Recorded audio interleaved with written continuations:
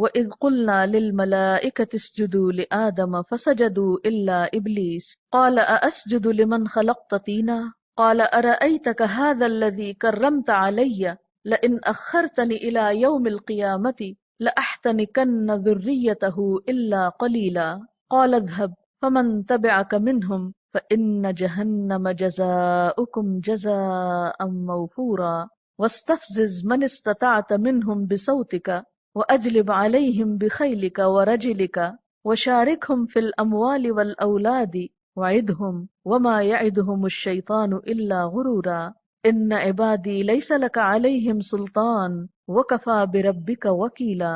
شروع کرتی ہوں اللہ کے نام سے جو بے انتہا مہربان نہایت رحم فرمانے والا ہے۔ اور یاد کرو جبکہ ہم نے ملائکہ سے کہا کہ آدم کو سجدہ کرو تو سب نے سجدہ کیا مگر ابلیس نے نہ کیا۔ اس نے کہا کیا میں اس کو سجدہ کروں جسے تو نے مٹی سے بنایا ہے؟ پھر وہ بولا دیکھ تو صحیح کیا یہ اس قابل تھا کہ تو نے اسے مجھ پہ فضیلت دی؟ اگر تو مجھے قیامت کے دن تک مہلت دے تو میں اس کی پوری نسل کی بے خونی کر ڈالوں، بس تھوڑے ہی لوگ مجھ سے بچ سکیں گے۔ اللہ تعالیٰ نے فرمایا اچھا تو جا، ان میں سے جو بھی تیری پیروی کریں تجھ سمیت ان سب کے لیے جہنم ہی بھرپور جزا ہے۔ تو جس جس کو اپنی دعوت سے پھسلا سکتا ہے پھسلا لے، ان پر اپنے سوار اور پیادے چڑھا لا، مال اور اولاد میں ان کے ساتھ ساجھا لگا، اور ان کو وعدوں کے جال میں پھانس، اور شیطان کے وعدے ایک دھوکے کے سوا اور کچھ بھی نہیں۔ یقیناً میرے بندوں پر تیرا کوئی زور نہ چلے گا، اور توکل کے لیے تیرا رب ہی کافی ہے۔ وَإِذْ قُلْنَا لِلْمَلَائِكَةِ اسْجُدُوا لِآدَمَ، اور جب ہم نے فرشتوں سے کہا آدم کو سجدہ کرو، فَسَجَدُوا إِلَّا إِبْلِيسَ، سب نے سجدہ کیا بس ابلیس نے نہ کیا۔ قَالَ، بولا، أَأَسْجُدُ لِمَنْ خَلَقْتَ طِينًا، کیا میں اس کو سجدہ کروں جسے تو نے مٹی سے بنایا؟ تکبر میں مبتلا ہو گیا۔ قَالَ، شیطان بولا، أَرَأَيْتَكَ، کیا تو نے دیکھا، هَذَا الَّذِي كَرَّمْتَ عَلَيَّ، یہ جسے تو نے مجھ پہ فضیلت دی، یعنی یہ انسان، لَئِنْ أَخَّرْتَنِ إِلَى يَوْمِ الْقِيَامَةِ، اگر تو نے مجھے مہلت دے دی قیامت کے دن تک تو میں کیا کروں گا، لَأَحْتَنِكَنَّ ذُرِّيَّتَهُ إِلَّا قَلِيلًا، میں ضرور قابو میں کر لوں گا اس کی اولاد کو مگر تھوڑے سے، مگر بہت تھوڑے بچے، اس آدم کے بچوں کو ہی پکڑ لوں گا۔ اور آپ کو پتا ہے کہ جب بچے کی ولادت قریب ہوتی ہے تو شیطان پاس آ کے کھڑا ہو جاتا ہے کہ جو ہی سامنے آئے اس کو چھوں۔ اور یہ جو بچہ روتا ہے نا، اس کی وجہ حدیث میں یہ بتائے گی کہ شیطان اس کو ٹھونگا مارتا ہے۔ ڈاکٹرز جو کہتے ہیں کہتے رہیں، لیکن حدیث میں جو بتایا گیا وہ یہی ہے کہ شیطان اس کو آ کے تکلیف دیتا ہے، اس وقت سے پیچھے پڑ جاتا ہے انسان کے۔ اسی لیے والدہ کو، جس کسی کی بھی ڈلیوری ہونی، ان سب کو میں پہلے سے نصیحت کری کہ اس وقت کثرت سے آیت الکرسی پڑھیں تاکہ بھاگ جائے وہاں سے۔ اگر آپ اس حالت میں کنڈیشن میں نہ ہو پڑھنے کی تو جو آپ کے پاس کھڑے ان کو کہیں کہ پڑھیں۔ تو بہرحال کہتے کہ اس کے بچوں کو، ذریت کو، لَأَحْتَنِكَنَّ، البتہ ضرور قابو میں کر لوں گا، کھا جاؤں گا، ذریتہ، اس کی اولاد کو، اس کے بچوں کو، الا قلیلا، مگر بہت تھوڑے، بہت کم۔ یہ لفظ جو احتنکنا ہے یہ بہت جامع لفظ ہے۔ ہا نون کاف، حنکا، حنکا اور حنکا کا لفظی معنی ہوتا ہے کسی چیز کو چبا کر نرم کرنا، اور چبا کر نرم کسی چیز کو کس لیے کیا جاتا ہے؟ تاکہ اس کو نگلا جا سکے۔ کسی سخت چیز کو آپ نگل نہیں سکتے، تو پہلے آپ اس کو کیا کرتے ہیں؟ چباتے ہیں، نرم کرتے ہیں، پھر اندر لے جاتے ہیں۔ شیطان نے بھی کیا کہا کہ میں کیا کروں گا، اس کو کھا جاؤں گا۔ اب یہ کھانا محاورتی معنی ہے، لفظی معنی نہیں ہے۔ اسی طرح تحنیک کہتے ہیں نا، گھٹی کو، گھٹی نہیں دیتے بچوں کو، اس کو تحنیک بولتے ہیں۔ اور پھر ہونے کا اور ہن کا سبھی بچے کو مہذب بنانا۔ احتناک ہوتا ہے کسی چیز کو پورے کا پورا لے لینا۔ اچھا، آپ نے گھٹی کے بارے میں بھی سنا ہوگا، جب بچہ پیدا ہوتا ہے تو اس کو گھٹی دی جاتی ہے۔ نبی صلی اللہ علیہ وسلم کے پاس بچے لائے جاتے تھے، آپ کھجور کو چبا کر نرم کر کے تو ان کے تالو میں لگاتے تھے، چٹاتے تھے۔ اور اس کا بھی کہا جاتا ہے کہ جو شخص گھٹی دیتا ہے اس کے اثرات ہوتے ہیں بچے کے اوپر۔ ہوتا ہے کہ بچہ بالکل ایک ان ٹچ نئی چیز ہوتا ہے نا، تو جو پہلے ہاتھ اس کو لگتے ہیں، جو اس کے زبان کے اندر یا جسم کے اندر انسان کے انگوٹھے سے یا انگلی سے جو ریز جاتی ہیں وہ اس کی شخصیت پہ اثر انداز ہوتی ہے۔ اسی لیے کہتے ہیں کہ نیک شخص سے ہمیشہ یا اچھے خصلت انسان سے پہلا ہاتھ لگوانا چاہیے تاکہ اچھائی جذب ہو انسان کے اندر۔ تو اس نے کیا کہا شیطان نے کہ میں اس کو گھٹی دے دوں گا، پیدا ہوتے ہی اپنے ہاتھ لگا دوں گا۔ یعنی یہ لفظی تفسیر ہے، اب لفظی پہ مت جائیں، یہ صرف میں اس کی گہرائی تک پہنچنے کے لیے آپ کو یہ بات کر رہی ہوں کہ اتنے تو شاید انتظار میں آپ کے ماں باپ بھی نہ تھے جتنا شیطان تھا. آپ کے ماں باپ نے کوئی پلاننگ نہیں کی ہوگی کہ بچہ آئے گا پہلے اس کے ساتھ کیا کریں گے ہم. کوئی نہیں سوچ کے رکھتا.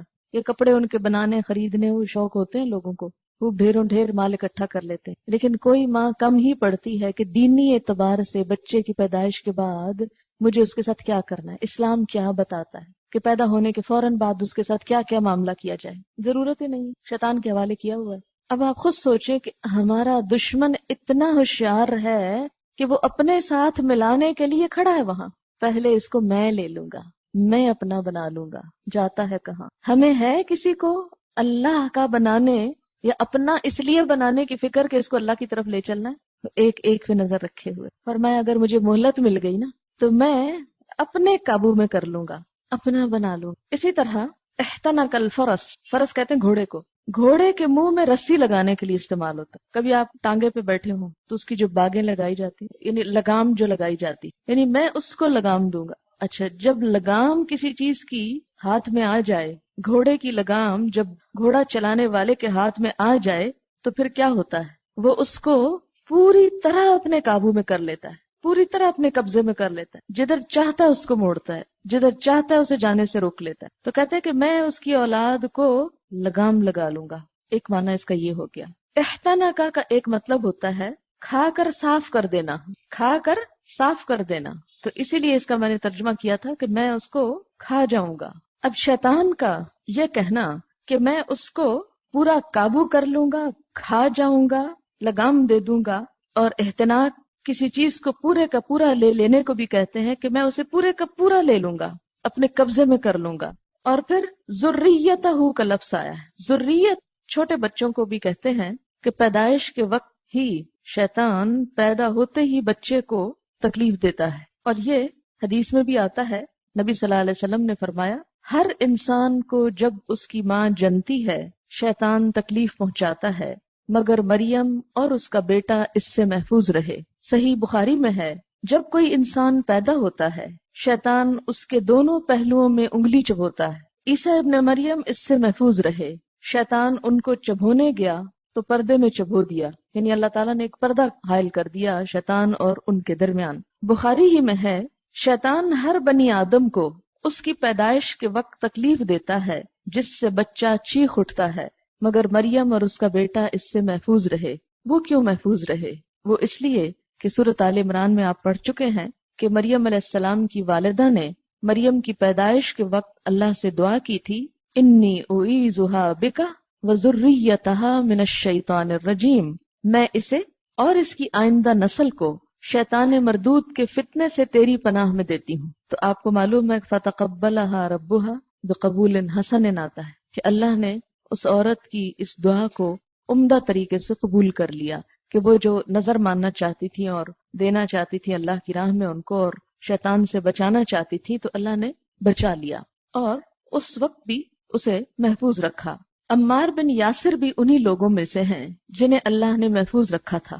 چنانچہ صحیح بخاری میں ہے کہ ابو درداء نے کہا کیا تم لوگوں میں کوئی ایسا شخص ہے جس کو اللہ نے اپنے نبی کی دعا سے شیطان سے محفوظ رکھا ہو؟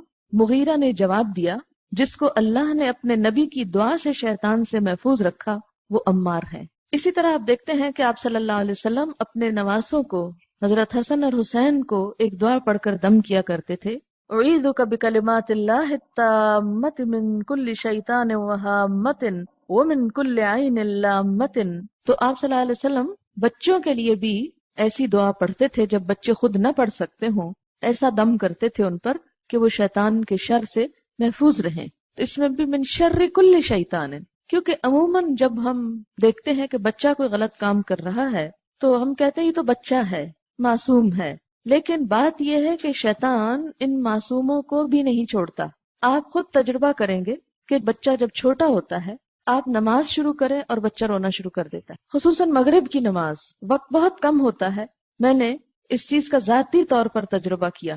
ایک تو اس کی وجہ یہ بھی ہوتی ہے کہ اس وقت اندھیرا ہو رہا ہوتا ہے اور بچے کے لیے گھبراہٹ کا وقت ہوتا ہے. لیکن اس کے ساتھ ہی نبی صلی اللہ علیہ وسلم نے یہ بھی فرمایا کہ جب شام کا اندھیرا پھیلنے لگے تو اپنے بچوں کو گھروں میں سمیٹ کر دروازے وغیرہ بند رکھو، یعنی انہیں باہر نہ نکلنے دو، کیونکہ اس وقت زمین پر جنات پھیل جاتے ہیں اور بچے ڈرتے بھی ہیں، اور خصوصی طور پر آپ دیکھیں گے کہ اس وقت نماز میں بڑی رکاوٹ ڈالتے ہیں، اور پریشانی کا عالم یہ ہوتا ہے کہ مغرب کی نماز میں آپ 15 منٹ 20 منٹ آدھا گھنٹہ انتظار نہیں کر سکتے، اور نمازوں میں تو یہ ہوتا ہے کہ اگر کوئی بچہ رو رہا ہے تو آپ اسے بہلاتے بہلاتے وقت آگے کر سکتے ہیں۔ اسی لیے آپ دیکھیں کہ ماں کو یہ اجازت دی گئی کہ وہ نماز کی حالت میں بھی بچے کو اٹھا لے، اور اگرچہ نماز میں عمل کثیر جو ہے وہ منع ہے کہ ایسی حرکت نہ کی جائے کہ جو ہلنا جلنا اور کوئی کام، اس سے نماز فاسد ہوتی ہے، لیکن بچے کے لیے ماں کو اجازت دی گئی، اور شاید اس لیے کہ اگر وہ اکیلا پڑا ہوگا تو شیطان مستقل اس کو ستائے گا اور وہ روئے گا، اور اگر ماں اٹھا لے گی اور ساتھ نماز پڑھ رہی ہے تو شیطان جو ہے اللہ کے ذکر کی جگہ سے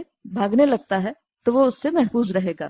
تو ایک تو یہ ہے کہ شیطان ایسا کھلا دشمن ہے کہ وہ پیدا ہوتے ہی پیچھے پڑ جاتا ہے۔ ہم تو آذان بعد میں دیتے ہیں نا اس کے کان میں، اس کا بھی حکمت اور فلسفہ کیا ہے آذان کا بچے کے کان میں؟ آپ کو معلوم ہوگا صحیح بخاری میں آتا ہے کہ جب آذان ہوتی ہے تو شیطان بھاگنا شروع کر دیتا، اور اتنی دور بھاگتا ہے کہ جہاں اس کے کان میں آواز نہ پڑے، یعنی جہاں اسے آواز نہیں آتی وہاں تک چلا جاتا ہے۔ تو آذان کی آواز ایسی ہے کہ جس سے شیطان گھبرا اٹھتا ہے۔ اب ایک بچہ جو پیدا ہونے کے بعد شیطان کے اثر اور انگلی چبھونے اور تنگ کرنے سے رو رہا ہے، تو اس کا ازالہ کس طرح ہوگا، پھر اس کا اتار کس طرح ہوگا، یا اس کا اینٹیڈوٹ کہنا چاہیے کس طرح ہوگا؟ اس کے کان میں ایک میں آذان اور دوسرے میں اقامت، اور اس طرح شیطان سے بچے کو ایک طرح سے محفوظ رکھا جاتا ہے۔ اسی طرح پھر یہ جو مسنون دعائیں ہیں بچوں پہ پڑھنے کی، وہ پڑھتے رہنا چاہیے، اور بعض اوقات آپ نے دیکھا ہوگا کہ کچھ آوازیں سن کر میوزک وغیرہ کی بچے اچھلنے کودنے لگتے ہیں، تو لوگ کہتے ہیں کہ دیکھا یہ تو انسان کی فطرت میں ہے، اور ہر انسان کے اندر اللہ نے اسٹیٹک سینس رکھی ہے اور اس وجہ سے یہ سب کچھ ہو رہا ہے، لیکن اصل میں وہی شیطانی اثر ہوتا ہے۔ میں آگے چل کے وہ حدیث بھی کوٹ کروں گی، لیکن یہاں صرف اتنا بتانا مقصود ہے کہ اس نے پہلے دن یہ عہد کر لیا تھا کہ میں آدم اور اس کی اولاد کو نہیں چھوڑوں گا۔ اسی لیے آپ دیکھیں کہ کبھی بچوں کی تربیت میں غفلت نہ کریں کہ ابھی تو بہت چھوٹے ہیں، ابھی ان کو کیا سکھانا ہے، ابھی ان کے ذہن پہ بوجھ ڈالنا ہے۔ نہیں، جب شیطان اپنا کام کر رہا ہے تو آپ بھی اپنا کام کریں، اور شیطان کو بھگانے کا بہترین طریقہ کیا ہے؟ اللہ کا ذکر، کیونکہ جب اللہ کا ذکر ہوتا ہے تو وہ بھاگتا ہے، وہاں اس کا دل نہیں لگتا، وہ پریشان ہوتا ہے۔ پھر کہا کہ الا قلیلا، مگر بہت تھوڑے بچیں گے کہ جو اس کے اثر کے نیچے، یعنی شیطان کے اثر پہ نہ آئیں یا اس سے بچ جائیں۔ اور اسی لیے میں نے آپ کو بتایا تھا کہ ولادت کے وقت خاص طور پر آیت الکرسی اور کچھ آیات ہیں، آداب زندگی ایک کتاب ہے، اس میں بھی وہ آیات لکھی ہوئی ہیں جو اس موقع پہ پڑھی جا سکتی ہیں کہ جس سے بچہ جو ہے وہ شیطان کے اثرات اور شر سے محفوظ رہے۔ اور اسی طرح آپ نے دیکھا ہوگا کہ بسا اوقات بچے بلا وجہ رونا شروع کر دیتے اور روتے جاتے ہیں، آپ ان کو ہر طرح سے چپ کرانے کی کوشش کرتے ہیں، ان کو دودھ پلاتے ہیں، ان کو کھلاتے ہیں، لیکن اس کے باوجود وہ چپ نہیں کرتے۔ اور ایسے کبھی بھی بچے کا غیر معمولی طور پر رونا سامنے آئے تو ہمیشہ ذہن میں یہ رکھیے کہ اس کا علاج اب دعا ہے، دم ہے، کوئی دوا نہیں۔ عموماً مائیں اس وقت کوئی نیند آور دوا پلانے کی کوشش کرتی ہیں یا کسی اور طرح سے ٹریٹ کرتی ہیں، تو اس موقع پر فوراً آیت الکرسی، چاروں کل، اور یہی حضرت حسن حسین پہ پڑھی جانے والی دعا جو ہے، اسے یاد کیا جانا چاہیے، اور فوراً بچوں پہ پڑھ کے خود دم کر دیں، کیونکہ بہت سی مائیں اس بات کے انتظار میں رہتی ہیں کہ انہیں کسی سیانے کے پاس لے جائیں اور کسی مولانا کے پاس لے جائیں اور وہاں جا کے دم کرائیں۔ جب آپ نے کلمہ پڑھ لیا اور آپ کا بھی اللہ کی ذات پر اتنا ہی یقین ہے جتنا کسی اور کا، تو آپ بلا دم کیوں نہیں کر سکتے؟ اس کے انتظار میں رہتے ہو کہ فلاں سے کروائیں گے۔ ٹھیک ہے، بعض جب انسان خود بیمار ہوتا ہے تو بعض اوقات وہ اس قوت یا اس سارے طریقے سے نہیں پڑھ سکتا۔ مثلاً جب میری اپنی طبیعت بہت خراب ہوتی ہے تو میں آیت الکرسی پڑھنا شروع پڑھتی ہوں، پھر بیچ میں بھول جاتی ہوں، بیچ میں رک جاتی ہوں، پھر بعض اوقات ایک چیز 3-4 دفعہ پڑھنے پر بھی پوری نہیں کر پاتی، ایک دم غنودگی آ جاتی۔ ایسی جب کیفیات ہوں کہ جب انسان وہ پورا کر ہی نہ پائے تو پھر اس کو واقعی ضرورت ہوتی ہے کہ کوئی بھی اور جو اس کے آس پاس ہے وہ پڑھ کر اس کو دم کر دے۔ تو اسی طرح بچوں کے اوپر آپ خود کر لیں، کیونکہ بچہ رو رہا ہے نا، اور اس وقت آپ تو نہیں بیمار، اور ویسے بھی روٹین میں صبح شام جب آپ وہ دعائیں پڑھیں گے، مسنون اذکار کریں گے، تو پھر اللہ کی طرف سے آپ کو ایک حفاظت حاصل رہے گی۔ اور ایک اور چیز یاد رکھیے کہ جب آپ دین کا کام کرنے لگیں گے، جب آپ اللہ کے راستے میں نکلیں گے، تو اس وقت شیطان سب سے زیادہ آپ کے پیچھے پڑ جائے کہ اب یہ شخص میرے لیے خطرہ ہے، خطرہ عظیم ہے، کیونکہ کسی بھی شخص کے اپنے ایمان پہ باقی رہنے کا ذریعہ یہ ہے کہ وہ دوسرے کو بتائے، اس سے اس کا اپنا ایمان مضبوط ہوتا ہے۔ جب تک آپ خود نماز روزہ کر رہے ہیں تو ہو سکتا ہے کہ وہ صرف آپ کی نیت خراب کروا دے کسی وقت، کہ ہاں لوگ کہیں گے بڑی نمازی ہے، نفل پڑھتی ہے، تہجد پڑھتی ہے، تو آپ کے دل میں بڑی ایک تھوڑی سی تکبر کی لہر آ جائے کہ ہاں دیکھا نا میں دوسروں کے مقابلے میں کتنی اچھی ہوں کہ یہ اور یہ کرتی ہوں۔ لیکن جب انسان دوسرے کو بتانے لگتا ہے تو اس وقت اس کا حملہ اور زیادہ شدید ہوتا ہے، اور اس کی چالیں اتنی خفیہ ہوتی ہیں کہ بعض اوقات آپ کو محسوس بھی نہیں ہوتی کہ وہ کدھر سے آ رہا ہے۔ قرآن پاک میں سورۃ حامیم سجدہ میں آتا ہے وَإِمَّا يَنزَغَنَّكَ مِنَ الشَّيْطَانِ نَزْغٌ فَاسْتَعِذْ بِاللَّهِ، فوراً اللہ کی پناہ طلب کریں، لا حول پڑھیں، اللہ کا ذکر کریں اور اللہ سے دعا کریں کہ یا اللہ اس وقت میں تیری پناہ میں آنا چاہتی ہوں، تو مجھے اپنی پناہ میں لے لے اور ہر اس شر اور فتنے سے نجات دے کہ جو میرے دین کے راستے میں رکاوٹ بننے والا ہے۔ اور یہ توفیق بھی ہر ایک کو نہیں ہوتی کہ اس کو پتہ چل جائے، یہ توفیق کس کو ہوتی ہے؟ اللہ کے خاص بندے جب شیطان ان پہ حملہ آور ہوتا ہے، اذا مسہم طائف من الشیطان تذکروا فاذا هم مبصرون، کہ جب شیطان کا کوئی خیال کوئی حربہ ان پہ آتا ہے تذکروا تو ہوش میں آ جاتے ہیں۔ یہ شیطانی کام ہے، کیونکہ شیطان ہمیں یہ سوچنے بھی نہیں دینا چاہتا کہ ہم اس کو کسی وقت بلیم ہی کریں، نام بھی لیں، کیونکہ بہت سارے لوگوں نے اس طرح کی حجتیں نکالی ہوئی ہیں، کارے بد خود کرے اور لعنت پڑے شیطان کو۔ شیطان نے ایسے شعر بھی ہم سے نکلوا دیے ہیں کہ ہم کام تو خود غلط کرتے ہیں اور ہر وقت شیطان کو برا کہتے ہیں، تو اس کو برا کہنے کی بجائے اپنے آپ کو دیکھو۔ تو ٹھیک ہے اپنے آپ کو بھی دیکھنا چاہیے، لیکن اس کے وسوسے اور اس کی چالوں سے بھی آگاہ رہنا چاہیے، کیونکہ اللہ تعالیٰ نے اس کو ہمارا دشمن کہا ہے، اور دشمن بھی صرف دشمن نہیں، عدو مبینہ کہا ہے، دشمن کھلم کھلا۔ آپ اس سے بھلا کیسے بے نیاز ہو سکتے ہیں، اور کیسے آپ کہہ سکتے ہیں کہ میں تو خود غلط کام کر رہی ہوں اور میرے پیچھے شیطان کوئی بھی نہیں ہے، شیطان تو بہت اچھا ہے، وہ میرے پیچھے نہیں آ سکتا۔ لہٰذا ایسی صورت میں انسان کو محتاط رہنے کی ضرورت ہے۔ اب آپ دیکھیں کہ نہ صرف یہ کہ بچے بلکہ ذریت میں پھر بچے جب بڑے ہو جائیں تو وہ بھی اس میں شریک ہو جاتے ہیں، اور چونکہ اس نے ایک چیلنج کیا ہے انسان کو، تو انسان کو بھی محتاط رہنا چاہیے۔ سب سے پہلا اس کا کام یہ ہوتا ہے کہ انسان کو شرک میں مبتلا کرے، اور جب انسان شرک میں مبتلا ہو جاتا ہے تو اس کا سارا مسئلہ حل ہو جاتا ہے، کیونکہ اس صورت میں انسان کے باقی سارے نیک اعمال خود بخود ضائع ہو جاتے ہیں۔ ٹھیک، اچھا، پھر اگر وہ شرک اور کفر میں انسان کو مبتلا نہیں کر سکتا تو گناہوں میں مبتلا کرتا ہے۔ نبی صلی اللہ علیہ وسلم نے فرمایا، لوگو سنو، شیطان اس بات سے قطعی نا امید ہے کہ اس شہر میں اس کی عبادت ہوگی، یعنی مکہ مدینہ وغیرہ میں، مگر کچھ اعمال جن کو تم معمولی اور حقیر سمجھتے ہو ان میں اس کی اطاعت کی جائے گی، یعنی یہاں رہ کے بھی لوگ غلط کام کریں گے اور وہ اسی سے خوش ہوگا کہ میں ان کے اندر شرک تو نہیں ڈال سکا، کفر تو نہیں پیدا کر سکا، لیکن ان کے لیے گناہوں کو چھوٹا کر دیا ہے۔ یہ چھوٹی سی بات ہے، کوئی بات نہیں، یہ کر لو، اس سے کچھ نہیں ہوتا۔ یعنی اس کا اگلا حربہ کیا ہے؟ انسان کے اندر گناہوں کی خواہش پیدا کرے۔ پھر اگر انسان گناہوں سے رک جاتا ہے تو اس کو اطاعت نہیں کرنے دیتا۔ مثلا آپ کوئی غلط کام نہیں کر رہے لیکن آپ کو دل نہیں کر رہا نماز پڑھنے کو، دل نہیں کر رہا صدقہ کرنے کو، تو اب یہ بھی شیطان کا حربہ ہے کہ آپ غلط نہیں کر رہے لیکن نیکی بھی نہیں کرنے دے رہا۔ تو جہاں سستی آئے اور نیکی کرنے کو دل نہ چاہے یا نیکی میں شک ڈال دے، کیونکہ عموماً وہ نیکی سے کس طرح روکتا ہے کہ نیکی کو مشکوک بنا دیتا ہے۔ مشکوک کیسے بناتا ہے؟ جیسے وضو کرتے وقت وسوسہ ڈال دیتا ہے کہ وضو صحیح نہیں ہوا، پاک ہی نہیں ہو تم، جو پاک ہی نہیں تو نماز کیا پڑھو گے۔ پھر اسی طرح نماز میں نماز بھلواتا ہے، دل نہیں لگنے دیتا نماز میں، خشوع و خضوع میں کمی کرتا ہے۔ پھر انسان کہتا ہے جب نماز میں خشوع و خضوع ہی نہیں تو ایسی نماز کا کیا فائدہ، اور انسان مطمئن ہو کے نماز چھوڑ دیتا ہے۔ کہیں قرآن میں یہ نہیں لکھا کہ لوگوں اگر خشوع و خضوع نہ ہو نماز میں تو کبھی نماز نہ پڑھنا۔ بہت سارے لوگ اس لیے نماز نہیں پڑھتے کہ میں پڑھتی ہوں تو بہت ہی اچھی پڑھتی ہوں، ورنہ ایسی نماز کا میرے خیال میں کوئی فائدہ نہیں۔ تو یہ ایک شیطان کی چال ہے۔ پھر اسی طرح اللہ تعالیٰ کے کسی بھی حکم کی مخالفت کرنا، اسے اپوز کرنا، آرگیو کرنا، یہ بھی شیطان کا ایک حربہ ہوتا ہے کہ انسان کہتا ہے اس حکم میں تو مجھے کوئی فائدہ نظر نہیں آتا، کوئی اس کی حکمت نہ سمجھ نہیں آتی، کوئی اس کا مقصد سمجھ نہیں آتا، تو پھر انسان اس چیز کو چھوڑ دیتا ہے۔ اچھا، اب آپ دیکھیں اس میں ایک اور چیز بھی ہوتی ہے کہ دین کی مخالفت نا، آپ دیکھیں کہ ہمارے ہاں اکثر مجلسوں میں لوگ بیٹھ کر دین والوں کی برائیاں کر رہے ہوتے ہیں۔ ہاں فلاں شخص ویسے تو اسلامیات پڑھاتا ہے لیکن اس کا اخلاق ایسا اور ایسا ہے، فلاں شخص قرآن پڑھاتا ہے لیکن وہ یہ اور یہ غلط کام کرتا ہے۔ ہر مجلس میں بیٹھ کے اس طرح کے تذکرے کرنا، وہ قرآن تو پڑھتا ہے، فلاں حقوق ادا نہیں کرتا. یہ سب بھی شیطان کے وسوسے ہیں. وہ کس لیے ڈالتا ہے؟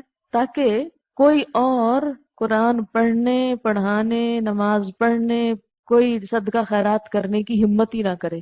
یعنی اتنا بدگمان کر دیا جائے نیکی سے، نیک کاموں سے، کہ کوئی شخص اس کی کوشش ہی نہ کرے.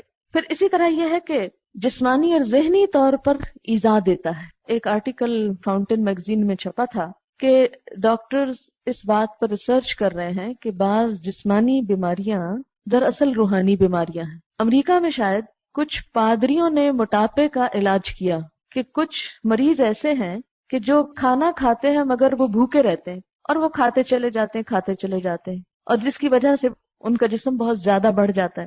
انہوں نے تورات میں سے پڑھا اور ان لوگوں کا بغیر کسی دوا کے صرف روحانی علاج کیا اور مریض ٹھیک ہو گئے. کیا پتا چلا کہ وہ دراصل، یعنی اس کو اگر ہم اسلامکلی انٹرپریٹ کریں تو جیسے نبی صلی اللہ علیہ وسلم نے فرمایا کہ شیطان ہر اس کھانے میں شریک ہو جاتا ہے جس پر اللہ کا نام نہیں لیا جاتا. تو پھر جب وہ شریک ہے اور آدھا وہ کھا گیا، خواہ وہ آپ کے اندر ہی بیٹھ کے کھائے جا رہا ہے، تو آپ کی بھوک کہاں سے ختم ہوگی؟ اسی وجہ سے بہت سے لوگ کہتے ہیں کہ ہم سب کچھ کھاتے ہیں مگر طاقت ہی نہیں ہے. وہ کیوں نہیں ہے؟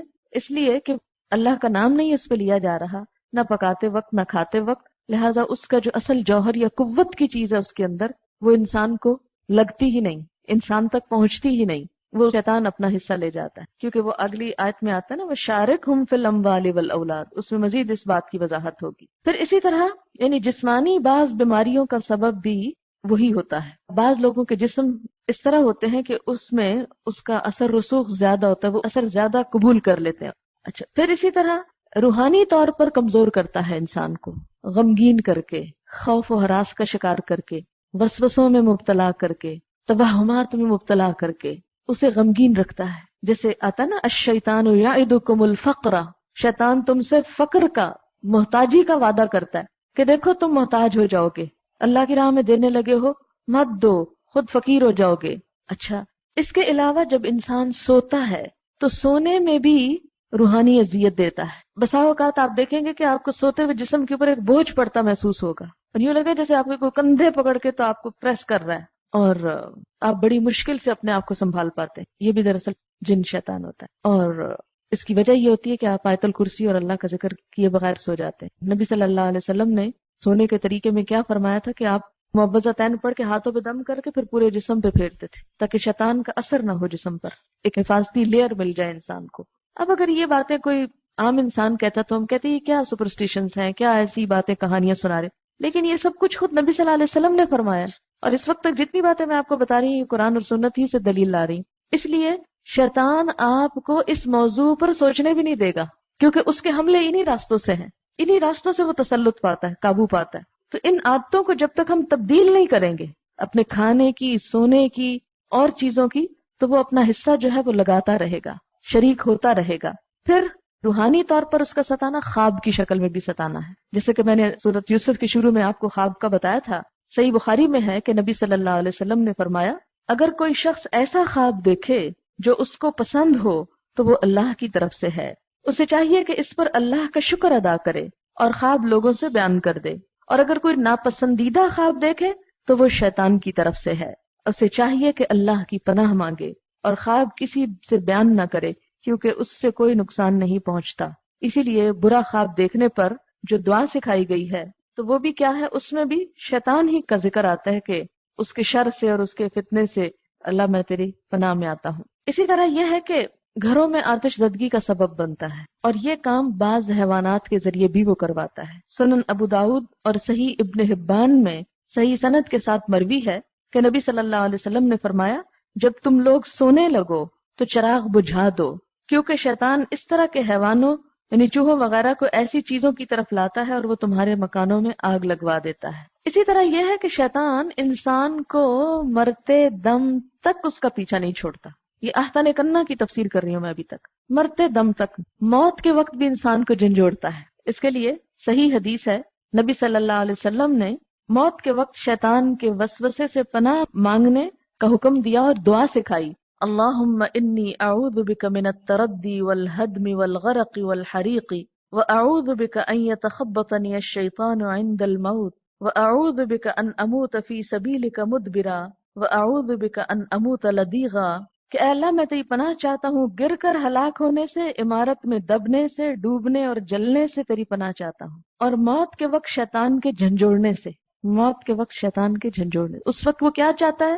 اگر اس وقت بھی ایک شرکیہ کلمہ زبان سے نکال دے، ساری زندگی کے عمل برباد ہو جائے اور یہ میرے ساتھ چلا جائے۔ تو ابھی جو مسنون دعائیں میں آپ کے لیے چھپا رہی ہوں اس میں یہ دعا موجود ہے، تو اسے بھی انسان پڑھتا رہے تو انشاءاللہ اس کے اس شر سے محفوظ رہے گا۔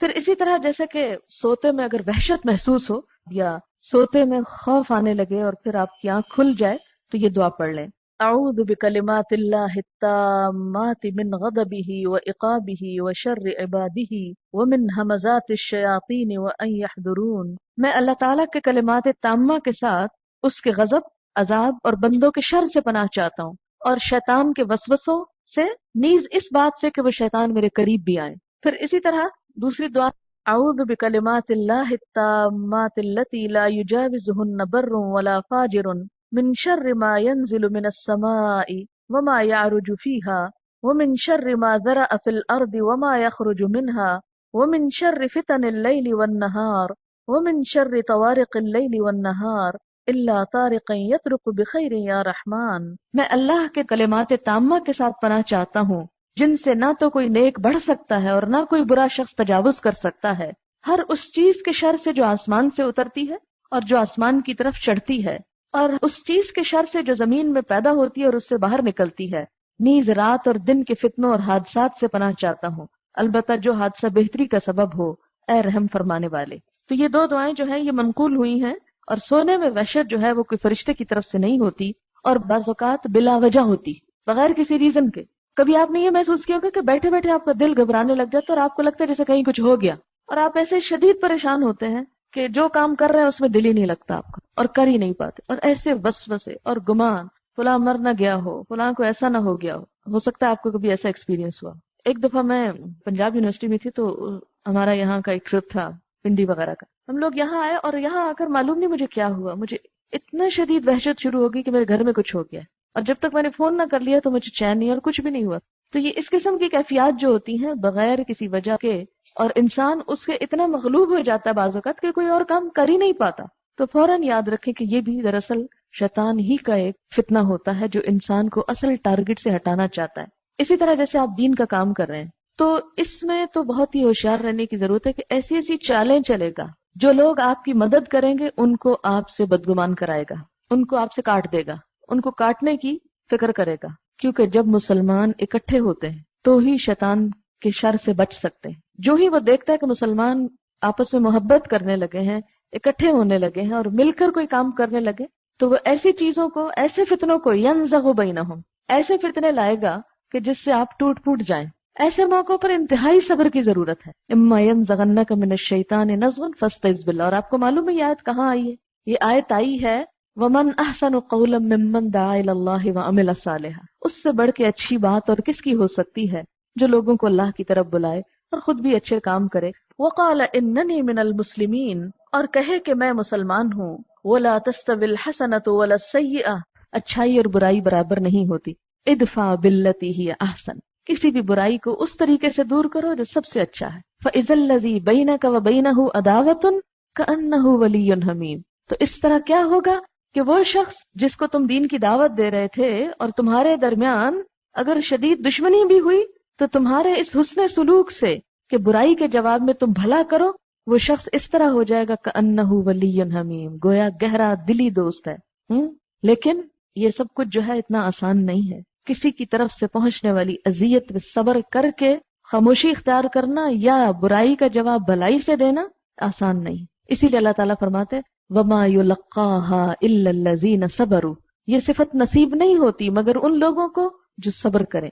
وَمَا يُلَقَّاهَا إِلَّا ذُو حَظٍّ عَظِيمٍ، اور یہ صفت نصیب نہیں ہوتی مگر بڑی قسمت والوں، جن سے اللہ کوئی بڑا کام لینا چاہے۔ اور اس کے آگے فرمایا وَإِمَّا يَنزَغَنَّكَ مِنَ الشَّيْطَانِ نَزْغٌ، شیطان کرنے نہیں دے گا، نہ صبر کرنے دے گا، نہ حسن ظن رکھنے دے گا، نہ برائی کے جواب میں بھلائی کرنے دے گا۔ ان سب چیزوں کا علاج کیا؟ باندھے رکھو اپنے آپ کو، جمے رہو، اور وتواصوا بالحق وتواصوا بالصبر، کے انسان پھسلنے لگے تو کسی ایسے شخص سے مشورہ کرے کہ جو اس کو اچھا مشورہ دے، خیرخواہی پر مبنی اور سنبھالے رکھے۔ فَإِمَّا يَنزَغَنَّكَ مِنَ الشَّيْطَانِ نَزْغٌ فَاسْتَعِذْ بِاللَّهِ، اور اس سارے کھیل کو بگاڑے گا کون؟ شیطان، وہ فساد ڈالے گا۔ کیا کرو؟ اللہ کی پناہ طلب کر لو، إِنَّهُ هُوَ السَّمِيعُ الْعَلِيمُ، یاد رکھو وہ سننے والا بھی، جاننے والا بھی، اور پناہ دے گا وہ۔ پھر اسی طرح کچھ بیماریاں جنوں کی طرف سے ہوتی ہیں۔ نبی صلی اللہ علیہ وسلم نے فرمایا میری امت کا خاتمہ میدان جہاد کے نیزوں اور طاعون کی بیماری سے ہوگا، جو جنوں کے کچوکے کا نتیجہ ہے۔ یعنی طاعون بھی دراصل کیا ہے؟ جنوں کے کچوکے کا نتیجہ ہے۔ دونوں حالتوں میں شہادت نصیب ہوگی۔ مستدرک حاکم میں ہے طاعون تمہارے دشمن جنوں کے کچوکے کا نتیجہ ہے، اس لیے تمہارے لیے شہادت کا رتبہ ہے۔ طاعون میں مرنے والوں کے لیے شہادت ہے نا، تو انسان کبھی سوچتا ہے کیوں اس میں اور بھی تو اتنی بڑی بڑی کینسر بھی ہے اور بیماریاں بھی۔ اچھا، کینسر کے بارے میں بھی یہ سننے میں آیا تھا کہ بعض لوگوں کا خیال ہے کہ یہ بھی دراصل اس میں بھی شیطان کا دخل، رسالہ فاؤنٹین میں پڑھا۔ اور جیسا کہ آپ جانتے کہ حضرت ایوب علیہ السلام کو جو اسکن ڈیزیز ہو گئی تھی، تو اس پر انہوں نے کیا کہا تھا؟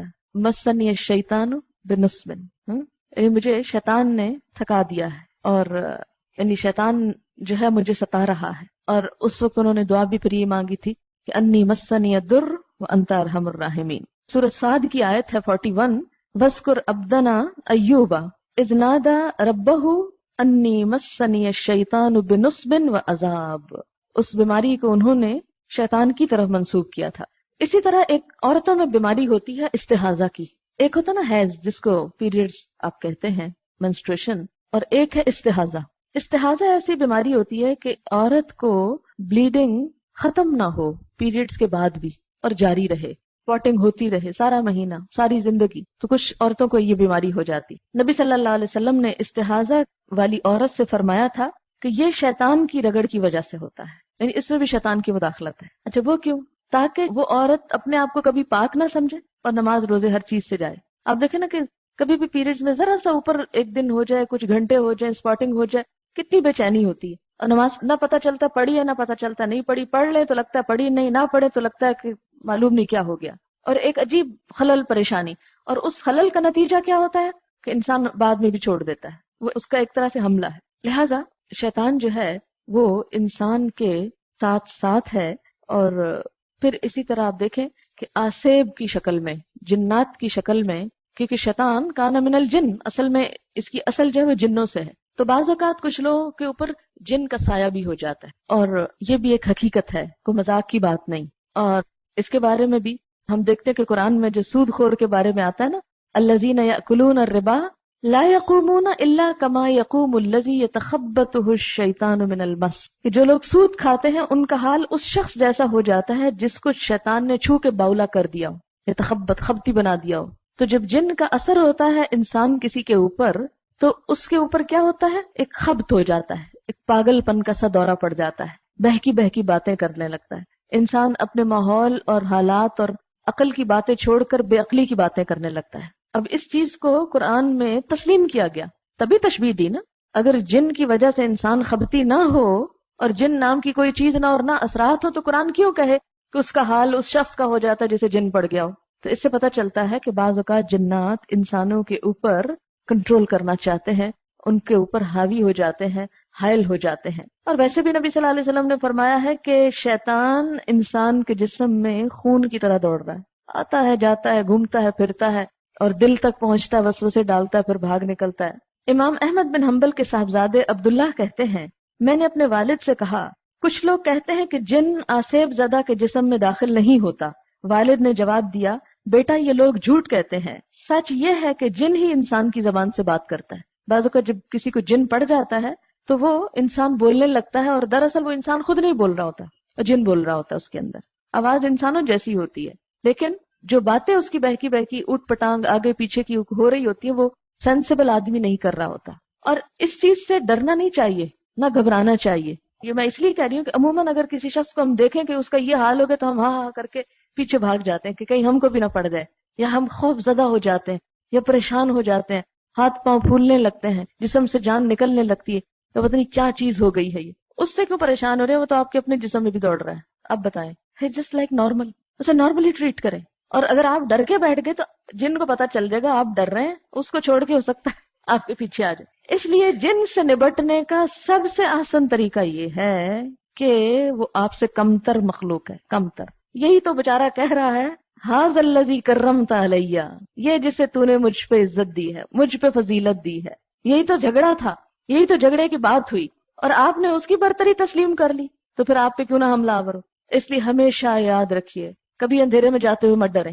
اگر خیال آئے ڈرنے کا تو آپ کہیں کہ جس سے میں ڈر رہی ہوں میں اس سے زیادہ طاقتور ہوں، اور اس سے زیادہ اللہ نے مجھے فضیلت دی ہے، اس لیے میں کسی چیز سے نہیں ڈر۔ اور جب آپ یہ کہیں گے تو آپ دیکھیں گے آپ کے اندر ایک ایسی قوت آئے گی جو واقعی آپ کا ڈر نکال دے گی۔ میرے والد اپنا ایک قصہ سناتے ہیں کہ وہ جب پڑھنے جایا کرتے تھے بچپن میں، تو ان کو صبح کے وقت بہت ارلی دور جانا ہوتا تھا، تو بہت ارلی اٹھتے تھے، یعنی اذانوں سے پہلے انہیں اپنا سفر شروع کرنا پڑتا۔ یہ انہوں نے خود مجھے اپنا واقعہ سنایا۔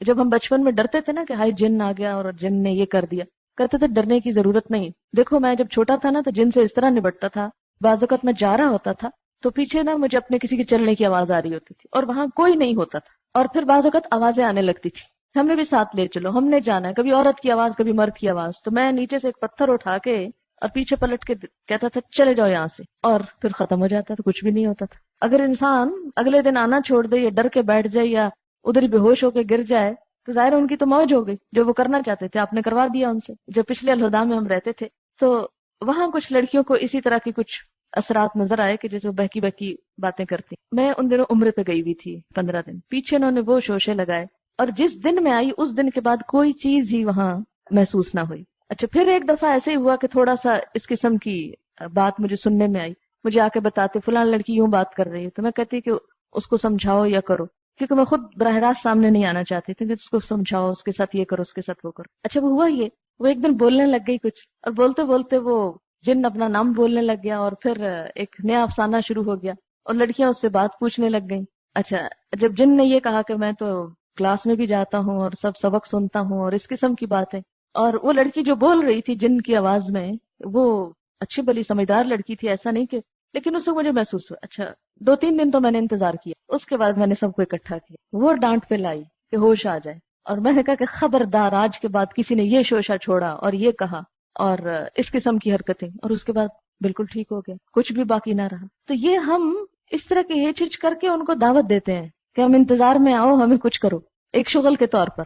ابن تیمیہ کہتے ہیں احمد بن حنبل نے جو بات کہی وہ مشہور و معروف ہے، جن انسان پر سوار ہوتا ہے اور انسان ایسی زبان میں بات کرنے لگتا ہے جو سمجھ میں نہیں آتی، اس کے جسم پر اتنی مار پڑتی ہے کہ اگر کسی اونٹ کو مارا جائے تو اس کے بدن پر نشان پڑ جائیں، اس کے باوجود اس شخص کو پٹائی کا احساس نہیں ہوتا۔ یہ میرے خود چشم دید واقعہ ہے کہ ایک شخص کو میرے والد نے مارا تھا ہمارے سامنے ہی، اور اتنا مارا تھا کہ انسان وہ مار برداشت نہیں کر سکتا، لیکن جب وہ جن چلا گیا اور اس کے بعد جس کو مارا تو مجھے تو پتہ ہی نہیں، کچھ بھی نہیں اسے ہوا۔ بہرحال پھر یہ کہ نہ اس گفتگو کا جو اس نے اپنی زبان سے کی، وہ کہتے میں نے تو یہ بات نہیں کی، آپ مجھے کیوں یہ بات کہہ رہے ہیں۔ آصیب زدہ شخص کبھی تو دوسرے انسانوں کو گھسیٹتا ہے، کبھی جس چیز پر وہ بیٹھا ہوتا ہے اس کو کھینچنے پھاڑنے لگتا ہے، کبھی دیو ہیکل مشینوں کو ایک جگہ سے دوسری جگہ منتقل کر دیتا ہے، اس کے علاوہ اور بھی بہت سی حرکتیں کرتا ہے۔ جو شخص اس کا بچشم خود مشاہدہ کرے گا اس سے معلوم ہو جائے گا کہ جو چیز انسان کی زبان سے بات کر رہی ہے اور ان چیزوں کو الٹ پلٹ کر کے رکھ دیتی ہے وہ انسان کے علاوہ کوئی اور مخلوق ہے، وہ انسان نہیں۔ ابن تیمیہ رحمہ اللہ مزید کہتے ہیں کہ ائمہ مسلمین میں کوئی بھی اس بات کا منکر نہیں تھا کہ جن آصیب زدہ شخص کے جسم میں داخل ہوتا ہے، یہ سب یہ مانتے ہیں ائمہ علماء کرام۔ جو اس کا انکار کرے اور یہ دعویٰ کرے کہ شریعت اس کو نہیں مانتی وہ شریعت پہ تہمت لگاتا ہے۔ شرعی دلائل میں کوئی ایسی بات نہیں ملتی جس سے اس کی تردید ہوتی ہو۔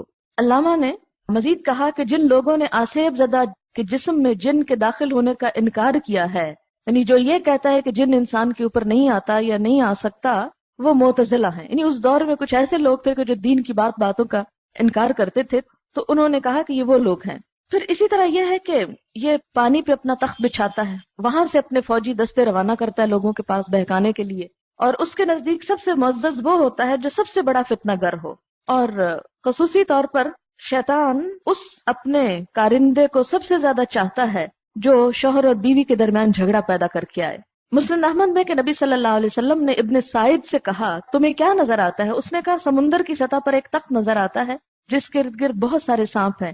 نبی صلی اللہ علیہ وسلم نے فرمایا ابن سعید نے صحیح کہا، وہ ابلیس کا تخت ہے۔ پھر اسی طرح یہ ہے کہ جنات کی جناتی فوجیں ہوتی ہیں، اور جیسے کہ اللہ تعالیٰ قرآن پاک میں فرماتے ہیں الم تر انا ارسلنا الشیاطین علی الکافرین، جو کافروں کے اوپر مسلط ہوتی ہے، تعزهم عزا، جو انہیں حق کی مخالفت پہ خوب اکساتے ہیں۔ پھر اسی طرح یہ ہے کہ ہر انسان کے ساتھ ایک ہمزاد شیطان ہوتا ہے، جیسے ایک فرشتہ ہوتا ہے نا جو اسے کبھی نہیں چھوڑتا۔ صحیح مسلم میں حضرت عائشہ رضی اللہ تعالی عنہا کی حدیث ہے، وہ کہتی ہے کہ ایک رات نبی صلی اللہ علیہ وسلم میرے پاس سے نکلے، مجھے غیرت آئی اور میں بھی پیچھے نکل گئی۔ آپ واپس ہوئے اور میری سانس پھولنے کی کیفیت دیکھی تو فرمایا کیا تم کو غیرت آ گئی تھی؟ میں نے کہا بھلا مجھ جیسا آپ جیسے پر کیوں نہ غیرت کرے گا؟ آپ نے فرمایا کیا تمہارے پاس تمہارا شیطان آ گیا تھا؟ میں نے کہا اے اللہ کے رسول کیا میرے ساتھ شیطان ہے؟ آپ نے فرمایا ہاں۔ میں نے کہا کیا ہر انسان کے ساتھ شیطان ہے؟ آپ نے فرمایا ہاں۔ میں نے کہا آپ کے ساتھ بھی؟ آپ نے فرمایا ہاں، لیکن میرے رب نے اس کے مقابلے میں میری مدد کی ہے اور وہ میرے تابع ہے، یعنی وہ مجھے کچھ نہیں کر سکتا۔ تو نبی صلی اللہ علیہ وسلم نے چونکہ دین کو محفوظ حالت میں پہنچانا تھا، لیکن ہر انسان کے ساتھ لگا ہوا ہے۔ اور اس میں یہ بات بھی آتی ہے کہ جب ایک انسان اپنے گھر سے نکلتا ہے اور اس وقت وہ دعا پڑھتا ہے بسم اللہ توکلت علی اللہ لا حول ولا قوت الا باللہ، تو کیا ہوتا ہے؟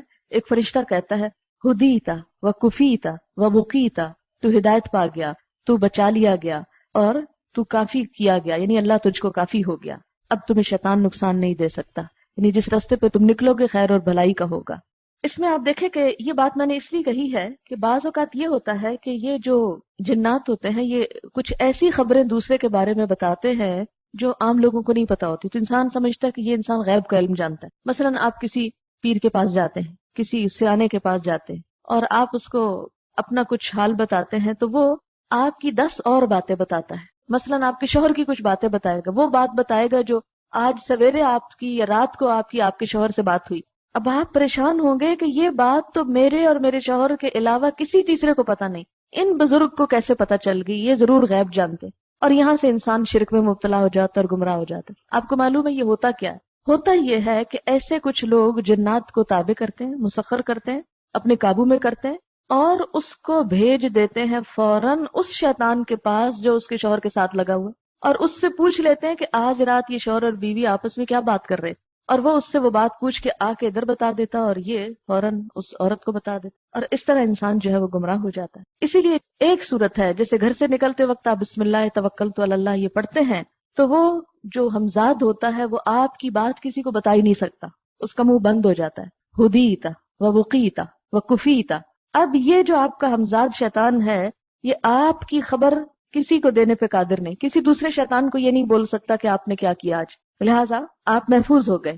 اسی لیے اللہ کا ذکر ہر حال میں انسان کو محفوظ رکھتا ہے۔ صبح شام کی دعائیں پڑھیں، پھر اس کے علاوہ گھر سے نکلنے کی دعائیں پڑھیں، کھانا کھاتے وقت اللہ کا ذکر کریں، واش روم جاتے وقت، کیونکہ ان جنات کے ٹھکانے گندی جگہ ہوتی ہیں۔ اس میں ہمیں کیا دعا سکھائی گئی؟ اللہم انی اعوذ بک من الخبث والخبائث، کہ اللہ میں تیری پناہ میں آتا ہوں ان خبیث جنوں اور جنیوں کے شر سے، کیونکہ ان کے وہ ٹھکانے ہوتے ہیں، یہ گندی جگہ۔ اسی طرح آپ دیکھیں کہ جب آپ کسی ایسی درخت کے نیچے یا باہر کسی علاقے میں آپ کو ضرورت پیش آئے رفع حاجت کی تو اس میں بھی آپ دعائیں پڑھے بغیر کہیں نہ بیٹھیں۔ عموماً درختوں کے نیچے لوگ بیٹھ کے جب رفع حاجت کرتے ہیں تو کئی دفعہ جنات کے اثر میں آ جاتے ہیں کہ وہ کہتے ہیں کہ انہوں نے ہمیں نقصان پہنچایا یا تکلیف دی۔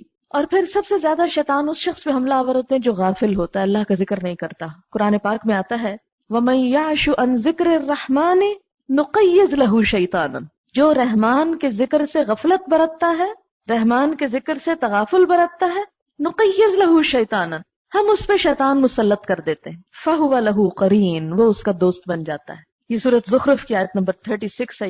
اسی طرح ایک اور جگہ پر آتا ہے وَقَيَّضْنَا لَهُمْ قُرَنَاءَ، ہم نے ان پر ایسے ساتھی مسلط کر دیے ہیں، فَزَيَّنُوا لَهُم مَا بَيْنَ أَيْدِيهِمْ وَمَا خَلْفَهُمْ، جو انہیں آگے اور پیچھے ہر بری چیز خوشنما بنا کے دکھاتے ہیں۔ پھر اسی طرح یہ ہے کہ جیسے انسانوں کی فوجیں ایسی جنات کی فوجیں بھی ہیں، کیونکہ قرآن پاک میں اَفَتَتَّخِذُونَهُ وَذُرِّيَّتَهُ، شیطان کی اولاد کا ذکر کیا گیا۔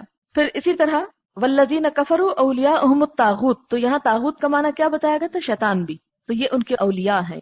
پھر إِنَّمَا يَدْعُو حِزْبَهُ، شیطان کی حزب الشیطان، قرآن میں اس کا بھی ذکر آتا ہے سورۃ فاطر میں۔ اب پھر اسی طرح شیطان بسا اوقات خود براہ راست حملہ آور ہوتا ہے، بسا اوقات اپنے انسان چیلوں کے ذریعے حملے کرتا ہے۔ 8ویں پارے میں آتا ہے نا وَكَذَلِكَ جَعَلْنَا لِكُلِّ نَبِيٍّ عَدُوًّا شَيَاطِينَ الْإِنسِ وَالْجِنِّ يُوحِي بَعْضُهُمْ إِلَى بَعْضٍ زُخْرُفَ الْقَوْلِ غُرُورًا وَلَوْ شَاءَ رَبُّكَ مَا فَعَلُوهُ فَذَرْهُمْ وَمَا يَفْتَرُونَ، کہ ہم نے ہر نبی کے لیے شیطان اور جن و انس میں سے دشمن بنا دیے ہیں، وہ ان میں سے بعض کو چکنی چپڑی باتیں القاء کرتے ہیں. پھر اسی طرح سورۃ الاعراف میں انا جعلنا الشیاطین اولیاء للذین لا یؤمنون، کہ ہم نے شیطان کو ان لوگوں کا سرپرست بنا دیا ہے کہ جو ایمان نہیں لاتے.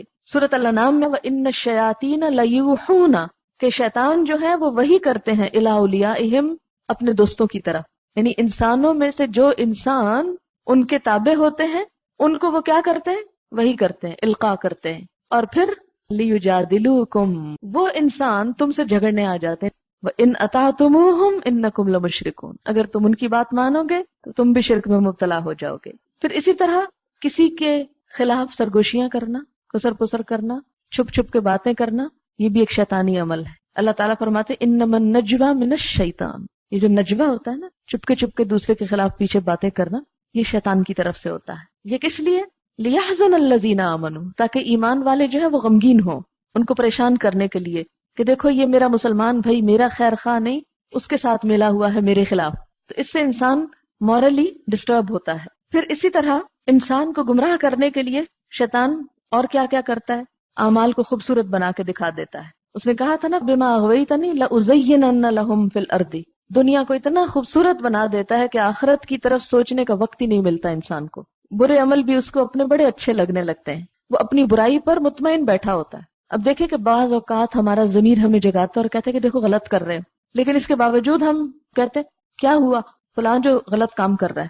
اس لیے اس چیز سے بہت زیادہ متنبع ہونے کی ضرورت ہے، بہت خبردار رہنے کی ضرورت ہے.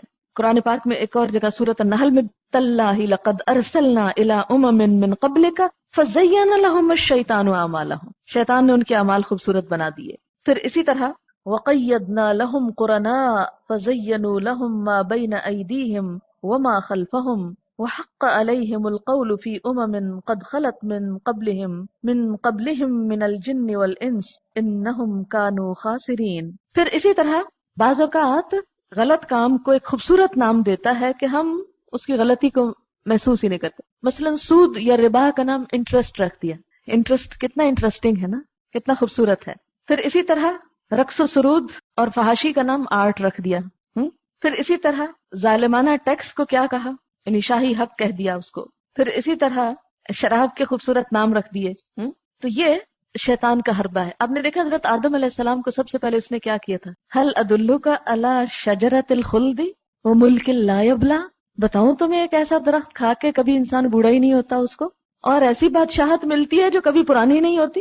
اور یہ کہہ کے انسان کو آج بھی اگر یقین کریں کہ کوئی اعلان کر دینا کہ فلاں دوا کھائیں اور آپ بوڑھے نہیں ہوگے تو ساری دنیا دوڑ پڑے گی اس کی. وہ اینٹی ایجنگ کریم جو ہے کتنی مہنگی ہوتی ہیں اور لوگ دھڑا دھڑ ان کو ہزاروں روپے خرچ کر کے خرید رہے ہوتے ہیں. تو شیطان نے یہی وار کیا تھا اور کہا تھا شجرۃ الخلد، ایسا پھل کھا کے مرو گے نہیں کبھی، ہمیشہ زندہ رہو گے، ہمیشہ جوان رہو گے، ہمیشہ یہیں رہو گے، کبھی یہاں سے نکالے نہیں جاؤ. کیا خوبصورت نعرے، خوبصورت اشتہار دیا. یہ جو اشتہار بازی ہے نا آج کی، یہ بھی اسی کا ایک ہتھ کنڈا ہے. خراب سے خراب پروڈکٹ کو، ایک ردی سے ردی چیز کو اتنا خوبصورت بنا کے پیش کرتا ہے، انہی لوگ پیش کرتے ہیں اس کے چیلے، کہ انسان ٹریپ ہو جاتا ہے اور ہر صورت میں اسے ایک دفعہ تو ضرور آزمانا چاہتا ہے. کتنے لوگ ہیں جو اشتہار سے متاثر ہو کر کوئی چیز کم از کم ایک دفعہ نہ خریدیں، ایک دفعہ ضرور دھوکہ کھائیں گے، پھر اس کے بعد ہوش آئے یا نہ آئے. پھر اسی طرح افراط اور تفریط. افراط کیا ہوتا ہے؟ کسی چیز میں حد سے بڑھ جانا. اور تفریط کیا ہوتا ہے؟ حق بھی کم کر دینا. عقائد کے معاملے میں، عبادات کے معاملے میں، تعلقات کے معاملے میں، ہر چیز میں ایکسٹریم پہ. تو یہ ایکسٹریمزم جو ہے یہ شیطان کی طرف سے ہے. علامہ ابن قیم کہتے ہیں ان کی کتاب ہے نا تلبیس ابلیس، اللہ تعالیٰ جب کوئی حکم صادر کرتا ہے تو اس کے بارے میں شیطان کی دو خواہشیں ہوتی ہیں، یا تو اس میں کمی اور کوتاہی کی جائے یا زیادتی کی جائے، بیچ میں انسان کو نہیں رہنے دیتا. یہ بہت بڑا امتحان ہے انسان کا. اور اس لیے کہ ان میں سے بندہ کوئی ایک بھی غلطی کر لے تو کام کیا کرایا بھی ضائع ہو جائے گا. شیطان انسان کے دل کے پاس آتا ہے اور اسے سونگھتا ہے. اگر اس میں پست ہمتی، تن آسانی اور سہل پسندی کی صفت ہوتی ہے تو وہ اس دروازے سے انسان پر حملہ کرتا ہے، چنانچہ اس کی حوصلہ شکنی کے فرائض کی انجام دہی کرتا ہے اور اس کو روک دیتا ہے. یعنی حوصلہ شکنی کرے تو تم تو یہ کر ہی نہیں سکتے، تمہاری تو ہمت ہی نہیں، تمہارے تو اتنے مسائل ہیں، تمہاری تو اتنی مشکلات ہیں، تم نہیں اس قابل یہ کام کرو. یعنی اگر وہ دیکھتا ہے کہ انسان تن آسان ہے، آرام پسند ہے، تو اس کو کہاں سے آتا ہے یہ کام، یہ تمہارے بس کا نہیں. بہت سے لوگ اچھے بھلے صحت مند حج پہ نہیں جاتے، ڈر کے مارے کہ وہ ہم کر ہی نہیں سکتے. وہ ہم برداشت نہیں کر سکتے. اچھا اب دوسرا شخص جس کو وہ بڑا قوت والا پاتا ہے, بڑا زور آور پاتا ہے, اس کے پاس آتا ہے اور کہتا ہے لو یہ کام تم تو اس کو چٹکی بجانے میں کرو بلکہ اس سے زیادہ بھی کر سکتے ہو. لہٰذا وہ ضرورت سے زیادہ کروا دیتا ہے جو مطلوب نہیں ہوتا. اس کے نتیجے میں انسان پھر تھک کے ہار کے بیٹھ جاتا ہے. مثلا تہجد اتنے پڑھواتا ہے کہ نماز فجر قضا کرواتا ہے کہ تم تو اتنے اچھے ہو, اتنے نیک ہو, اتنی ہمت ہو. لوگ ایسے کہتے ہیں کہ آنکھ نہیں کھلتی, تمہاری تو روز کھل جاتی, اور 2 رکعت پڑھ لی تو 4 پڑھ سکتے, 4 کے 8. پھر انسان کہتا ہے مسنون تو یہی ہے نا, اتنا ہی پڑھنا. نہیں نہیں, وہ تو حضور صلی اللہ علیہ وسلم تھے نا, تم تو ان سے بھی, وہ تو نیک تھے. اور جیسے وہ کچھ صحابہ کرام نے بھی کیا تھا نا حضرت عائشہ کے پاس جا کر کہ حضور کی عبادت کا پوچھا, جو پتا چلا کہ وہ تو 8 رکعتیں پڑھتے تھے, کہا وہ تو حضور تھے, ہم ساری رات پڑھیں گے. تو حضور صلی اللہ علیہ وسلم کو جو پتا چلا تو آپ بہت غضبناک ہوئے, چہرہ مبارک کا رنگ بدل گیا اور کہا کہ یہ میری سنت ہے. اور قرآن میں کیا حکم دیا گیا, لا تقدموا بین یدی اللہ ورسولہ, اللہ رسول سے آگے مت بڑھنے کی فکر کرو. تو بعض بدعات ایسی کرواتا ہے, ایسے کاموں میں الجھاتا ہے کہ جو کرنے کے نہیں ہوتے, لیکن ان میں اتنا مصروف کر دیتا ہے ہم کو کہ جو اصل کرنے کے کام ہوتے ہیں وہ چھوٹ ہی جاتے ہیں. مثلا وضو میں 3 دفعہ کرنے سے نہیں ابھی تمہارے تو کچھ خشک رہ ہی گیا ہوگا, 5 دفعہ کر لو, 7 دفعہ. اسی لیے آپ صلی اللہ علیہ وسلم نے سختی سے روکا, فرمایا اگر کسی نے 3 دفعہ سے اوپر کیا تو کیا ہے, فقد اساء وظلم, اس نے برا کیا, ظلم کیا. اسی لیے آپ دیکھیں کئی لوگ وضو کرتے کرتے ہی چلے جاتے, پانی بہاتے ہی چلے جاتے, تو یہ ایک شیطانی وسوسہ ہوتا ہے کہ ابھی تم نہیں پاک ہوئے. ولہان ہے نا اس کا نام, جو اس وقت مسلط ہوتا ہے. یعنی تفرید کیا ہے کہ صراط مستقیم تک انسان پہنچ ہی نہ سکے, اور افراد کیا آگے نکل جائے اس سے بھی. اب مثلا اگر آپ نے کسی جگہ پہنچنا ہے اور آپ کی گاڑی اس سے پہلے ہی خراب ہو جائے اور پہنچ ہی نہ سکے, یا آپ وہ جگہ کراس کر کے کہیں آگے نکل جائیں, تو یہ دونوں صورتحال کیا ہے, انتہائی پریشان کن ہے نا. آپ کامیاب کب ہیں کہ جب آپ اپنی منزل پہ پہنچ جائیں. ہمارے لیے بھی آخرت کی منزل پہ پہنچنا نہایت اہم ہے. ایسا نہ ہو کہ جو کرنے کے کام ہے وہ تو ہم سے رہ جائیں, اور جو نہیں کرنے کے یہ ہماری ذمہ داری نہیں, ان میں ہم پڑھ کے اصل فرض کو بھول جائیں. اس لیے ہمیشہ انسان کو اس بات کا حساب لیتے رہنا چاہیے, اور اللہ سے دعا بھی مانگنی چاہیے. میں اپنی دعاؤں میں یہ دعا بہت خاص کرتی ہوں کہ یا رب العالمین, جو میری زندگی میں وہ کام ہے جو مجھے نہیں کرنے چاہیے, تو کہیں ایسا نہ ہو شیطان جھانسا دے کے مجھے ان کاموں میں الجھا اور جو مجھے کرنا چاہیے وہ میں چھوڑ بیٹھوں. تو یا رب العالمین مجھے اس سے محفوظ رکھنا کہ جو میرے کرنے کے نہیں میں ان میں نہ پڑھوں.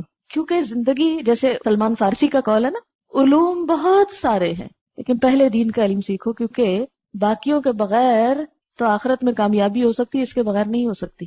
اس سے مراد یہ ہے کہ انسان سے ایسے ایسے کام کرواتا ہے دین ہی کے نام پہ, مثلا خیر ہی کے نام سے, کہ جس میں انسان پڑھ کے اس کام کو چھوڑ دے جس میں اس سے زیادہ خیر ہے. مثلا اگر پیسے ہی خرچ کرنا چاہتے ہیں آپ, تو وہ آپ کو ایسی جگہ نہیں لگانے دے گا کہ جس سے آپ کو زیادہ سے زیادہ ثواب ہو. وہ آپ کو ہیر پھیر کر کے ادھر موڑ دے گا کہ جہاں ثواب تو ہے مگر کم درجے کا ہے, کیونکہ وہ کمبخت کبھی نہیں چاہتا کہ آپ اعلیٰ درجے کی نیکی کریں اور آپ جلدی جسٹ لگا کے آگے پہنچ جائیں. اس لیے یاد رکھیں یہ اس کا بڑا شدید حربہ ہے کہ غیر ضروری کاموں میں مصروف کروا کے انتہائی ضروری کام سے غافل کروانا. جیسے ہم ہر 5 نمازوں میں کر رہے ہوتے ہیں, اچھا یہ کام کر لوں پھر نماز پڑھتی, یہ پڑھ لوں پھر کرتی. یہ ہوتا کہ اول وقت نکل جاتا ہے. آپ صلی اللہ علیہ وسلم نے کیا فرمایا تھا, اول وقت پہ اللہ کی مغفرت کا وعدہ ہے, درجوں کی بلندی کا وعدہ ہے. یہ حدیث کا مفہوم ہے.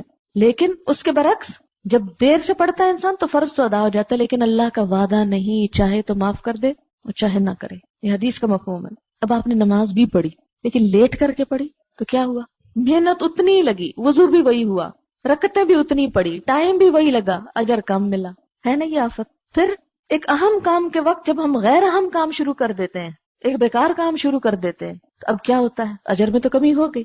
مثلا اگر ایک شخص کو بزنس کرنا ہے اور وہ بزنس کے وقت میں کوئی اور کام شروع کر دیتا ہے, تو اب اس نے کیا کیا, مثلا صبح سویا رہتا ہے, یعنی میری تھکاوٹ ہے یا اور کچھ اس طرح کی چیز. آپ صلی اللہ علیہ وسلم نے صبح سویرے نکلتا اس کے لیے برکت کی دعا کی, اس کے رزق میں برکت ہو, یا اس کو کسی اور ایسے کام میں الجھا دیتا. تو ہمیشہ بہت محتاط رہنے کی ضرورت ہے. اب مثلا تعلیم حاصل کرنے کے لیے آپ آتے ہیں تو آپ کو کہے گا کہ دیکھو فلاں بیمار ہے, اس کی عادت کو چلو, فلاں اس مشکل میں اس کی وہ مدد کرو. اتنا ہیر پھیر دے گا, اس کام سے دور کر دے گا آپ کو. اور وہ یہ نہیں کرے گا کہ وہ غلط کام ہے کہ آپ کو نہیں کرنے چاہیے, اچھے کام ہیں, مگر آپ یہاں اس سال کس کام کے لیے آئی ہیں, کیا کمٹمنٹ ہے آپ کی. یعنی ساری زندگی تو سارے کام کرنے ہیں, مگر اس سال میں علم میں پختگی حاصل کرنی, ایک ایک قطرہ لینا ہے. آپ دیکھیں نا, جیسے نبی صلی اللہ علیہ وسلم نے پلیٹ صاف کرنے کو کہا نا, اور کیا فرمایا کہ معلوم نہیں کہ کس حصے میں برکت ہے, انگلیاں تک چاٹ لو. تو علم کے معاملے میں بھی کبھی حقیر نہ سمجھے کہ یہ تو قطرہ ہے، یہ تو میں کر لوں گی، پھر کسی وقت کر لوں گی. نہیں، جب تک وہ قطرہ بھی اس بڑے ذخیرے میں ایڈ نہیں ہوگا تو وہ پوری برکت نہیں آئے گی. اور یہ انسان کا اتنا نازک اور اتنا کمزور پہلو ہے کہ شیطان اس سے بڑی جلدی حملہ آور ہوتا ہے. جیسے میں پی ایچ ڈی کر رہی تھی نا، کبھی بچوں کی یاد دلواتا، کبھی مجھے کہتا کہ تم پہ کب فرض ہے، یہ تو عورتوں پہ فرض ہی نہیں کہ اتنا علم حاصل کریں، تو مردوں کا کام ہے، یا کسی کا ادھر کا ہے ادھر کا ہے. بہت کچھ وسوسے. تم سے خدا پوچھے گا نہیں تم نے بچوں کو جو چھوڑا ہے، تم سے خدا یہ نہیں پوچھے گا جو تم فلاں کام نہیں کر رہی. اب آپ دیکھیں وہ سب باتیں اپنی جگہ. یعنی میں کہتی ہوں کہ ان 4 سالوں میں جتنا شیطان مجھ پہ حملہ آور ہوا ہے شاید زندگی کے کسی حصے میں نہیں. اور مجھے پتا تھا کہ یہ 4 سال قربانی کے کروں گی تو اس قابل ہوں گی جس میں آج کر رہی ہوں. کیونکہ جانے سے پہلے میں سب حالات کا یہاں سے جائزہ لے کر گئی تھی کہ مجھے چاہیے کیا کیا. مجھے ڈگری چاہیے، مجھے علم چاہیے، مجھے تجربہ چاہیے. ساری لسٹ تھی میرے سامنے. اور ایسے ہی نہیں کہ جذبات میں اٹھ کے بھاگ چلی تھی کہ سب کچھ چھوڑ کے الٹ پلٹ کر کے چلی گئی تھی. نہیں، یہ ایک لمبی پلاننگ تھی، ایک منصوبہ تھا کہ مجھے یہ کرنا ہے، یہ کام، یہ سب کچھ دین کی خدمت کے لیے مجھے حاصل کرنا ہے. اور اس میں یہ نہیں کہ کوئی میرا ذاتی فیصلہ تھا. میرے والد عالم تھے الحمدللہ، میرے سسر عالم تھے اور عالموں کی صحبت تھی. ان سب کے مشورے، ان کی اجازت، ان کے تعاون، ان کے دین کے فتوے کے ساتھ میں نکلی تھی. اور پھر وہاں بھی الحمدللہ علماء سے تعلق تھا اور ان کے سامنے سب کچھ ہو رہا تھا. اس کے باوجود شیطان ایسی نازک رگوں پہ حملہ کرتا تھا کہ خیال دلاتا کہ بس جو کچھ کر رہی ہے بالکل بیکار ہے اور تم اس سے بہتر فلاں اور فلاں کام کر سکتی. اب تھوڑی دیر کے لیے سوچے اگر میں ان میں سے کسی ایک چیز کو مان کے اپنا وقت ضائع کر کے آ جاتی تو لوگوں کے لیے ایک اتنی بیڈ ایگزامپل ہوتی. دیکھا پی ایچ ڈی کرنے گئی تھی، کر کے نہیں آئی، ڈگری لے کر نہیں آئی. اور مجھے پتا ہے کہ اس معاشرے میں ڈگری کی ویلیو کیا ہے. یہ ڈگری میں نے اس لیے نہیں حاصل کی کہ میرے نام کے ساتھ ایک ٹائٹل لگ جائے، اس لیے حاصل کی تھی کہ یہ ہتھیار ہے. جسے میدان میں لڑنے کے لیے ایک ہتھیار چاہیے ہوتا ہے نا، تلوار کے بغیر جتنے بھی جذبے ہوں آپ نہیں لڑ سکتے. اسی طرح بعض کام کرنے کے لیے یہ جو کاغذ کا ٹکڑا ہے نا بیکار سا، یہ تلوار کا کام کرتا ہے. یہ پی ایچ ڈی جو ہے نا یہ ایک تلوار کا کام کرنے والی چیز تھی کہ جو مجھے چاہیے تھی. اب تو ایک ٹرینڈ سیٹ ہو گیا نا معاشرے کے اندر کہ دین سیکھنا چاہیے، ایک اویئرنیس ہو گئی. تو جس وقت مجھے یہ کام کرنا تھا اس وقت لوگ ڈگری چاہتے تھے، کوئی نام چاہتے تھے، اپنے سے سپیریئر دیکھنا چاہتے تھے، اپنے جیسے سے نہیں سیکھنا چاہتے تھے. ابھی تک بھی یہ چیز ہے. تو اس کے لیے مجھے ایک جہاد سے گزرنا تھا، ایک جدوجہد کرنی تھی. اور میں اس پہ پوری طرح کنونسڈ تھی کہ جس راستے پر میں ہوں میں درست ہوں اور مجھے قربانی کرنی ہے. لیکن جب انسان بڑی قربانی کرنے لگتا نا، شیطان اتنی شدت سے پورے لاؤ لشکر کے ساتھ حملہ آور ہوتا ہے کہ اس کو کرنے نہ دو، اگر یہ کر گیا تو ہمارا بیڑا غرق ہے. تو یہ اسی طرح آپ لوگ بھی اب جب پڑھ رہے ہیں نا، کبھی آپ کو کوئی کہ دیکھو آج تمہاری اماں بیمار ہے، بھی اماں کے پاس 2 بچے اور بھی تو ہیں، وہ اسکول چلے گئے، آپ کیوں نہیں جا سکتے؟ آپ کو اس لیے پکڑا جا رہا ہے جی آپ چونکہ دین جو پڑھ رہے ہیں، اس لیے آپ کو دین کا تانا دیکھ کر دین کے کام سے روکا جا رہا ہے. میں مانتی ہوں والدین کا احسان، رشتہ داروں کا خیال سب دنیا ضرور کرے اور ساری زندگی کرنا چاہیے. لیکن جب انسان ایک بڑے فرض کی ادائیگی کے لیے نکلتا ہے تو یہ چھوٹے فرض ساقط ہو جاتے ہیں اس سے. اب مثلاً آپ دیکھیں کہ نبی صلی اللہ علیہ وسلم کے ساتھ جب صحابہ کرام جہاد کو جاتے تھے، غزوہ تبوک کی مثال لیں، فصلیں کاٹنے والی تھیں. شیطان یہ نہیں کہتا ہوگا کہ دیکھو فصل نہ کاٹی بھوکے مر جاؤ گے، اسلام بھوکے مرنے کا حکم دیتا ہے، خودکشی کرو گے مت جاؤ. اور کچھ لوگ رہ گئے. تو اب جیسے آپ پڑھ رہے ہیں، اگر سنجیدگی سے نہیں پڑھیں گے کل جا کر غلط سکھائیں گے. آپ لکھ لیں بے شک، جب صحیح کانسیپٹس کلیئر ہی نہیں آپ کے یہاں تو جا کر آپ لوگوں کو ہدایت دینے کی بجائے گمراہ کریں گے. جب آپ نے ایک آیت کے صحیح مفہوم کو سمجھا ہی نہیں، کلاس میں حاضر ہی نہیں ہوئے، بیٹھے ہی نہیں، سوال ہی نہیں کیا، اس چیز کو واضح ہی نہیں کیا، تو جب آپ پڑھانے کے لیے بیٹھیں گے معلوم نہیں کیا کچھ کریں گے آپ. شیطان یہی تو چاہتا ہے کہ آپ تھکیں بھی، سکھائیں بھی اور غلط سکھائیں تاکہ آپ کے نامہ اعمال میں نیکی کی بجائے بدی لکھی جائے، لوگوں کو گمراہ کرنے کا الزام لکھا جائے. تو اس لیے میں سمجھتی ہوں کہ باقی کام بھی بڑے ضروری ہیں، لیکن جب آپ اس چیز کے ساتھ آپ نے کمٹمنٹ کی ہے تو اس کمٹمنٹ کو نبھائیں. کیونکہ اگر اس میں کمی رہ گئی تو یہ بہت بڑا جرم ہوگا، کیونکہ آپ نے اوروں کو لے کر چلنا ہے. یہ کورس اس چیز کے لیے نہیں کہ صرف آپ کے عمل میں ایک اچھی خوشگوار تبدیلی آ جائے، یہ اس لیے بھی کہ آپ نے دوسروں کو راہ دکھانی. اور شیطان سب سے بڑھ کر حملہ آور ہوگا، وہ آپ سے وہ کام کرائے گا جو آپ کے علاوہ اور لوگوں کو کرنے چاہیے اور کرنے والے موجود ہیں. اس وقت وہ ہمیں پھسلاتا ہے، احساس دلاتا ہے دیکھو اگر تم نے یہ نہ کیا تو لوگ کہیں گے دیکھو کیسا ہے، کیسا دین کا کام کر رہا ہے، یہ کام بھی نہیں کرتا. بعض اوقات لوگ مجھ سے بھی کچھ باتیں کرتے ہیں، آپ نے یہ تو کیا نہیں تو آپ قرآن کیا سکھا رہی ہیں. تو میں اس وقت یہ کہتی ہوں کہ کیا یہ کام صرف میرے کرنے سے ہوگا یا اس کی ذمہ داری صرف ایک مجھ پر ہے؟ اگر صرف ایک مجھ پر ہے تو میں وہ چھوڑ دیتی ہوں جو میں کر رہی ہوں. آپ کے خیال میں وہ غیر اہم کام ہے جو میں کر رہی ہوں، یعنی میں بیکار کھیل کھیل رہی ہوں؟ جو میں کر رہی ہوں وہ بھی بہت اہم ہے، اور میں 100% کنونسڈ ہوں اس چیز سے کہ جو میں کر رہی ہوں مجھے کرنا ہے اور کرنا چاہیے. میں اب کسی قیمت پر اس کو چھوڑ کر اس سے کم اہم کام جو کوئی دوسرا کر سکتا ہے وہ نہیں کروں گی کہ میرا یہ وقت ضائع نہ ہو. کیوں؟ اس لیے کہ جو میں کر رہی ہوں اگر آپ میری جگہ آ جائیں تو میں وہ کرتی ہوں. میری جگہ آپ آ جائیں, یہاں بیٹھ جائیں, یہ کام آپ سکھائیں تو میں وہ کرتی ہوں جو آپ نہیں کرنا چاہتے اور مجھ سے کروانا چاہتے ہیں. ٹھیک ہے, کرنے کو تو ہر وقت آپ کام کریں اور بہت کچھ کریں. کام تو اتنے ہیں خیر کے, بھلائی کے, نیکی کے, جو کبھی ختم نہ ہو. بہت سارے لوگ مثلاً مجھے کہتے ہیں جی آپ تو امیر لوگوں کو پڑھا رہی ہیں بیٹھ کے, کبھی کچی بستیوں میں جا کے دیکھا آپ نے کیا ہو رہا ہے؟ ہاں میں نے دیکھا ہے, میں کئی جگہ گئی ہوں کچی بستیوں میں, لیکن مجھے اشتہار نہیں دینا کہ میں جاتی ہوں. اور الحمدللہ کچی بستیوں میں بھی ہماری برانچز کھل رہی ہیں. مجھے ان کو نہ اپنی صفائی دینی ہے نہ جواب دینا ہے, لیکن میری پلاننگ کیا ہے کہ میں یہاں ایک ریسورس پرسن کی حیثیت سے بیٹھوں, میرے پاس اسٹوڈنٹس آئیں اور وہ واپس جا کے ہر جگہ پھیل جائیں, کچی بستیوں میں بھی جائیں اور پکیوں میں بھی جائیں اور شہروں میں بھی جائیں اور دیہاتوں میں بھی جائیں, پاکستان میں بھی جائیں اور امریکہ میں بھی جائیں اور ہر جگہ جائیں. کیا میں ہر جگہ جا سکتی ہوں؟ میں ہر جگہ نہیں جا سکتی. جہاں تک میرے ہمت اور استطاعت ہے بس وہاں چلی جاتی ہوں, ہر جگہ نہیں جاتی, جا ہی نہیں سکتی. بعض اوقات لوگ آتے ہیں جی لوگ آج کل بڑا تبلیغ کا کام کر رہے ہیں, لیکن ان کو ذرا احساس نہیں کہ ہسپتالوں میں مریضوں پہ کیا گزر رہی ہے. اب آپ اتنا گلٹی فیل کرتے ہیں. ہاں واقعی کتنے ہم بے حس لوگ ہیں, ہم کیا کام فضول سا کر رہے ہیں یہاں بیٹھ کے. ہمیں تو اسپتال جا کے خدمت کرنی چاہیے. ہسپتال والوں نے وہ جو عملہ رکھا ہوا ہے ہزاروں میں, وہ کس کام کے لیے رکھا ہوا ہے؟ پھر وہاں جو فنڈز دیے جاتے ہیں وہ کس کام کے لیے دیے جاتے ہیں؟ وہاں جو فیسلٹیز ہے وہ کس لیے دی جاتی؟ کبھی سوچا تم نے کہ اسپتال میں اگر مریضوں کو دوا نہیں مل رہی, کیئر نہیں مل رہی, تو وہ آپ کے جانے سے نہیں ملے گی زیادہ. آپ اس جڑ کو پکڑیں کہ وہ کیوں نہیں مل رہی. میرا کام یہ ہے کہ اس کی اصلاح کروں کہ مریضوں کو حق نہیں مل رہا, ڈاکٹرز کے ہوتے ہوئے, فنڈز کے ہوتے ہوئے, نرسز کے ہوتے ہوئے, بلڈنگز کے ہوتے ہوئے. پھر آپ تو سارا پیسہ اتنی مہنگی جگہ خریدنے پہ لگا دیا, اس سے بہتر تھا کوئی یتیم خانہ بنوا دیتی, کوئی اور کام کر لیتی. تو کیا معاشرے میں اور افراد موجود نہیں ہے کہ جو یہ کام کریں؟ وہ کریں یہ کام. مجھے یہ کام کرنا ہے تاکہ میں یہاں بیٹھ کے لوگوں کو بتاؤں کہ یتیموں کا خیال رکھو. مجھے یہاں بیٹھ کے یہ کام کرنا ہے کہ میں لوگوں کو ہلاؤں کہ معاشرے کے مسکینوں اور بھوکوں کو دو. کیا یہ غیر اہم کام ہے کہ میں وہ کی پرووائڈ کر رہی ہوں کہ جس میں سب کے دکھوں کا علاج ہے؟ آپ کیوں اس بات پہ تلے ہوئے ہیں کہ روز مجھے ستائیں کہ آپ جو کام کر رہی ہیں وہ تو کوئی خاص نہیں ہے, اس سے بڑے اچھے کام وہ اور وہ اور وہ ہیں. اور الحمدللہ یہ اللہ کی تائید سے میں ایسے کسی جھانسے میں نہیں آتی, اور نہ میں اس وقت گلٹی کانشیس ہوتی ہوں کہ نہیں واقعی میں تو وہاں یہ نہیں کر. جو حسب استطاعت ہوتا ہے صدقات میں سے, جس کو میں جانتی ہوں کہ اس کو بھیج سکتی ہوں, کسی کے ذریعے کروا سکتی ہوں, کسی کے نوٹس میں لے آتی ہوں, وہ میں کر دیتی ہوں. لیکن ہر کسی کے کہنے پہ ہر جگہ نہیں چل پڑتی. یہی استقامت ہوتی کہ جمے رہو, اپنے محاذ پہ کھڑے رہو. صحابہ کرام نے جنگ احد میں جگہ چھوڑی تھی تو کیا ہوا تھا؟ آپ کیا چاہتے ہیں مجھ سے کہ میں یہ جگہ چھوڑ دوں, یہ کام چھوڑ دوں؟ جب تک جان میں جان ہے, ہمت ہے, یہ نہیں چھٹے گا انشاءاللہ اللہ کے فضل سے, کیونکہ وہ لے رہا ہے یہ کام. تو یہ بات میں اس لیے آپ کو بتانا چاہتی ہوں. اس کا یہ مطلب نہیں کہ آپ خدمت خلق چھوڑ دیں, آپ غریبوں کو دیکھنا چھوڑ دیں, ہسپتالوں کو چھوڑ دیں. ہمیشہ اپنی صلاحیت کا جائزہ لیں. آپ کہاں فٹ ہوتے ہیں, اللہ نے آپ کو کس کام کے لیے پیدا کیا ہے. پہلے تو یہ سوچیں جو کام آپ کر رہے ہیں وہ غلط نہیں ہے. دوسری بات ہے اگر کوئی اور یہ کرنے کے لیے آتا ہے, آپ کرسی خالی کریں, اس کو یہاں بٹھائیں اور خود وہاں چلے جائیں جہاں کوئی اور نہیں ہے. لیکن اگر یہاں نہیں کوئی بیٹھ کے یہ کر سکتا ابھی, یا ابھی نہیں کرنے کے قابل ہوا, تو پھر ابھی تو مجھے ہی کرنا ہے. اگر میں نے جگہ چھوڑی تو پھر یہ میرا جرم ہوگا. تو یہ اس طرح کی بہت ساری چیزیں ہیں جن سے شیطان انسان کو, جیسے آدم علیہ السلام کو جنت میں اس نے اسی یعنی ہزاروں درخت ہوں گے جنت, جنت تو نام ہی گھنے درختوں کی جگہ ہے نا, ان سب میں اسی کے پاس لے گیا. اور کس طرح لے گیا کہ یہ کھا لو تو سب خیر ہے, فرشتے بن جاؤ گے, ہمیشہ رہو گے, اور معلوم نہیں کیا کچھ, سب کچھ چھڑوا کے وہاں لے گیا.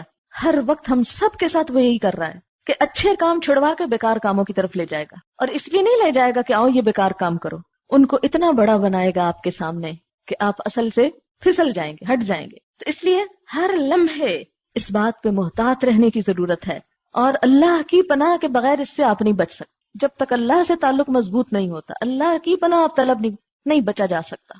کبھی مت سوچیں کہ میرے میں اتنی طاقت ہے کہ میں شیطان سے لڑ لوں گی یا میں شیطان کو ہرا دوں گی. یہ اللہ کی تائید سے ہوتا ہے. پھر اسی طرح ایک اور شیطان کا حربہ آج نہیں کل کر لیں گے, آج کا کام کل پہ, کوئی بات نہیں, اس سال نہیں اگلے سال کر لیں گے. جب صبح کی نماز ہوتی ہے نا, تو اس وقت آپ صلی اللہ علیہ وسلم نے فرمایا, صحیح بخاری میں ہے, جب کوئی شخص سوتا ہے تو شیطان اس کی گدی پر 3 گرہ لگاتا ہے. ہر گرہ لگاتے وقت کہتا ہے رات لمبی ہے سو جا. آدمی بیدار ہو جاتا ہے اور اللہ کا نام لیتا ہے تو ایک گرہ کھل جاتی, وضو کرتا ہے دوسری کھل جاتی, نماز پڑھتا ہے ساری گرہیں کھل جاتی ہیں, اور وہ چست خوش دل تازہ دم ہو جاتا ہے, ورنہ اس پہ خباثت اور سستی طاری ہو جاتی. پھر اس طرح بخاری اور مسلم میں اگر کوئی شخص نیند سے بیدار اور وضو کرے تو اسے 3 مرتبہ ناک سے پانی ڈال کے جھاڑنا چاہیے. اس لیے کہ شیطان ناک کے بان سے پھر رات گزارتا ہے. یہ حدیث کے الفاظ ہیں، اس لیے ماننے ہوں گے. نبی صلی اللہ علیہ وسلم سے ایک ایسے شخص کے متعلق پوچھا گیا جو رات کو سوتا اور سورج چڑھنے پر اٹھتا ہے، سورج نکلنے کے بعد اٹھتا ہے.